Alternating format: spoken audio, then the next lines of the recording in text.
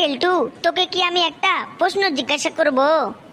হ্যাঁ ফসকে, কি কোশ্চেন বল। তুই বল তো, তোর মতো ফ্যামিলিতে কতজন সন্তান থাকা উচিত? আমার মতে 2 থেকে 3 জন থাকলে ভালো হয়। তো আচ্ছা কেলটু, তাহলে তোমরা কত ভাই বোন? আমরা 5 ভাই 5 বোন। তোর মতে ফ্যামিলিতে 2 থেকে 3 জন যদি হয়, তাহলে তোরা কিভাবে 10 ভাই বোন হলি রে? তাহলেও তুই তোর বাবাকে কেন আটকাসনি রে? আমি কি করে আটকাবো রে ভাই, আমি তো লাস্টে হয়েছি। এই ফসকে, তোকে আমি একটা কোশ্চেন জিজ্ঞাসা করব, তুই আবার আমাকে কি কোশ্চেন করবি রে ভাই? তা নে কর। তুই বল তো রে ফসকে, হেলমেট আর বউয়ের মধ্যে পার্থক্য কি? আরে এইটা তো খুব ইজি রে ভাই, ইজি। বউ আর হেলমেটের মধ্যে পার্থক্য তো আছে রে ভাই, আছে। তো আচ্ছা তুই বল, কি মিল আছে? দুটোই হলো মাথার বোঝা। এই এই, তোদের ক্লাসের মধ্যে এত কেন চেল্লামিল্লি রে? তোদের যে এত আমি বারণ করি, তাহলেও তোরা আমার কথা শুনিস না কেন? না স্যার, আপনি হয়তো ভুল শুনেছেন। আমাদের রুম থেকে কোনো আওয়াজ যেতেই পারে না স্যার। আপনার মাথায় কোনো দোষ আছে। আপনি যেখানে আওয়াজ পান শুধু আমাদের ক্লাসরুমে সন্দেহ করেন। স্যার, আপনাকে একটা ভালো ডাক্তার দেখানো উচিত স্যার। এই ফসকে, তুই শোন তো রে, আমাকে ভালো ডাক্তার দেখানো উচিত? হ্যাঁ স্যার, আপনি একদম ঠিক কথাই বলেছেন। স্যার লাগছে, স্যার লাগছে। স্যার আর মারবেন না, স্যার মারবেন না। কিরে কেলটু, তুই কি কোনো কিছু বলবি? স্যার আমি কিছুই বলবো না। এই কেলটু, তোর মাধ্যমিকের রেজাল্টটা কেমন ছিল? স্যার একটা পাতলা কাগজ ছিল, তার উপরে আমার নাম লেখা ছিল, তার পাশে আমার রোল নাম্বার লেখা ছিল। কেলটু, তোকে আমি তোর পিঠের চামড়া না গুটিয়ে নেব। স্যার আমার একটা প্রশ্ন আছে। তোর আবার প্রশ্ন আছে? স্যার আমার এই প্রশ্নটা প্রত্যেক দিনে আমাকে ঘুমাতে দেয় না, মাথার মধ্যে শুধু ঘুরপাকি খায়। জানি না কেন আমাকে ঘুমাতে দেয় না। কি তোর প্রশ্ন যে তোর রাতের ঘুম কেড়ে নেয়, তা বল। স্যার মানুষ বলে এখন যদি মেহনত করি তাহলে পরের জীবনটা আরামে কাটবে, আর এখন যদি আরাম করি তাহলে পরের জীবনে মেহনত করতে হবে।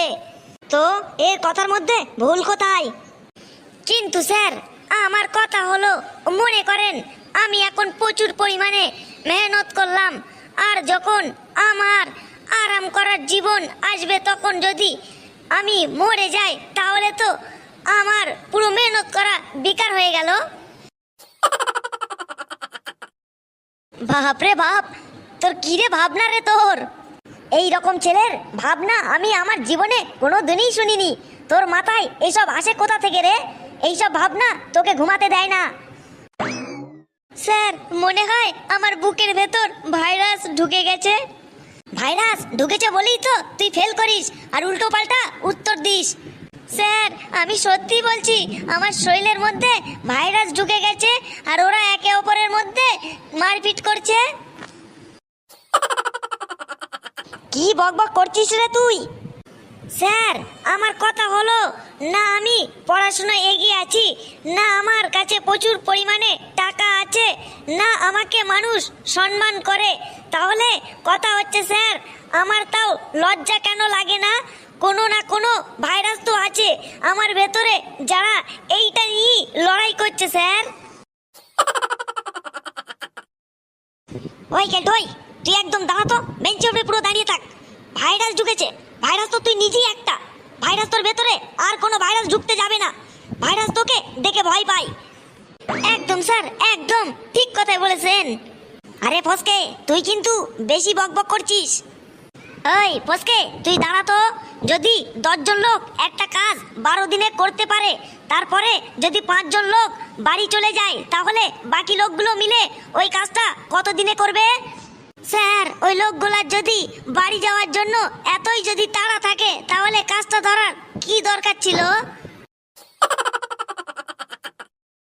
ওই চাঁদ দিয়ে কে বাক্য রচনা করতে পারবি রে?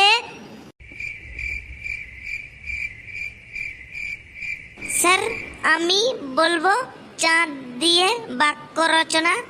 বেশ মদন, তাহলে তুই বল চাঁদ দিয়ে বাক্য রচনা। স্যার চাঁদ হলো ঠিক মেয়ের মতো, মেয়েদের যেমন রূপ হয় না, ওরা মেকআপের ওপরে রূপায়িত, ঠিক চাঁদেরও সেই রকম নিজস্ব আলো নেই, উনি সূর্যের আলোয় আলোকিত। আরে মদন, তুই সাংঘাতিক। কিরে ফসকে, তুই নাকি অনলাইনে নাকি ক্লাস করিস, খুব নাকি ব্যস্ত থাকিস, বাড়িতে কোনো কাজ কাম করিস না? হ্যাঁ স্যার, আপনি একদম ঠিকই শুনেছেন। কিন্তু স্যার আমি যখনই ক্লাস করতে যাই তখন আমার মাথায় নানা রকমের চিন্তা ভাবনা চলে আসে স্যার। ক্লাস করার টাইমে তোর আবার কি ভাবনা আসে? আর বলেন না স্যার, ক্লাস করার টাইমে আমার সব ভাবনা আসে। ক্লাস করতে গেলেই কখনো পা চুলকায়, কখনো নাক চুলকায়, তো কখনো হাত চুলকায়। আবার ভাবনা আসে আমার চুলটা বড় হয়ে গেছে। স্কুলে ক্লাসের পরে কোন দোকানে যাব, এইটা খাবো না ওইটা খাবো, এইসব ভাবনা আসে স্যার। তারপরে এইসব ভাবনা শেষ হয়ে গেলে একটু ফেসবুকে রিলসে ঢুকে পড়ি। তোরা সবাই মন দিয়ে আমার কথাটি শোন। জীবনে চলার পথে অনেকের সাথেই কথা হবে, পরিচয় হবে এবং সম্পর্কও হবে, এবং তারা সেই সম্পর্কে ভেঙে দিয়ে একটা সময় চলে যাবে। সেই জন্য মন খারাপ করার কোনো কিছুই নেই, সব কিছুই ভুলে গিয়ে আমাদের সামনের দিকে জোরে জোরে দৌড়াতে হবে। স্যার জীবনে যদি জোরে জোরে দৌড়াতে দৌড়াতে যদি পায়ের জুতো ছিঁড়ে যায় তাহলে কি করব স্যার? ওই ফসকে, তুই আমাকে আর বেশি কিন্তু রাখাস না, না হলে তোর পিঠের চামড়া কেটে কুমিরের দিয়ে খাওয়াবো। আরে বল্টু, তুই উঠে দাঁড়া তো। বলুন স্যার, আমি উঠে দাঁড়িয়েছি। তুই বলতো, ধর একটা লোক কিছুক্ষণ চুপচাপ চেয়ারে বসে থাকেন, হঠাৎ লাফিয়ে উঠে চিৎকার চেঁচামেচি করে, লাফালাফি করে, হাত পা ছোঁড়াছুড়ি করে, কিছুক্ষণ পর আবার বসে পড়েন। ওই ব্যক্তির সম্পর্কে তোর কি মন্তব্য? স্যার তিনি নিশ্চয়ই একজন ফুটবল কোচ। তুই কি করে বুঝলি যে ফুটবল কোচ? স্যার ফুটবল খেলার প্লেয়ারদের একটি করে কোচ থাকে। কোচ যখন খেলার মাঠে যায়, প্লেয়াররা যখন খেলতে লাগে, তখন কোচটা চেয়ার নিয়ে এক সাইডে বসে থাকেন। যখন প্লেয়াররা গোল দিয়ে দেয়, সেই কোচ তখন লাফিয়ে ওঠে, চেঁচিয়ে ওঠে, গোল গোল গোল। তখন অন্য প্লেয়াররা যখন সেই প্লেয়ারদের গোল দিয়ে দেয়, তখন আস্তে আস্তে সেই কোচটা চেয়ার নিয়ে বসে পড়ে স্যার। বাপরে বাপ, এদের এখানে আর থাকা যাবে না, জায়গা এখন গরম হয়ে গেছে। তো হ্যালো বন্ধুরা, কেমন দিলাম? ভিডিওটি ভালো লেগে থাকলে সাবস্ক্রাইব করে আমাদের সঙ্গে থাকুন ও পাশে থাকুন নতুন নতুন বিনোদন ভিডিও পেতে।